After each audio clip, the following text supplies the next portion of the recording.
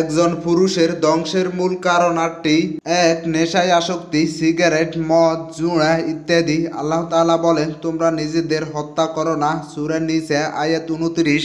দুই, কাঁচা হলুদ ও লাল রঙের কাপড় পরিধান করা, সহিহ মুসলিম হাদিস নাম্বার 2077। তিন, পুরুষ হয়েও গোল্ড ব্যবহার করা।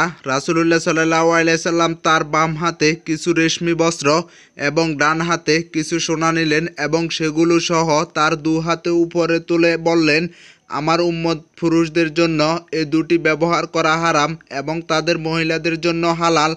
ইবনে মাজাহ হাদিস নাম্বার 3595। চার, যেসব পুরুষ নারীদের সাজগোজ অনুকরণ করে, নাক কান ফোঁড়ায়, অর্থাৎ মহিলাদের চলাচল অনুকরণ করা পুরুষদের জন্য রাসূলুল্লাহ সাল্লাল্লাহু আলাইহি সাল্লামের অভিশাপ। আবু দাউদ হাদিস নাম্বার 4097। পাঁচ, রেশম পোশাক পরিধান করা। নাসাই হাদিস নাম্বার 5144।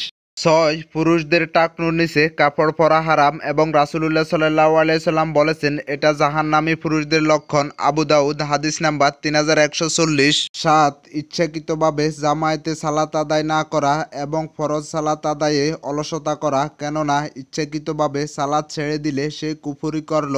তিরমিজি হাদিস নাম্বার 2619। আট, দৃষ্টি সংযত না রাখতে পারা। আল্লাহ আমাদের সবাইকে হেদায়েত দান করুন, আমিন।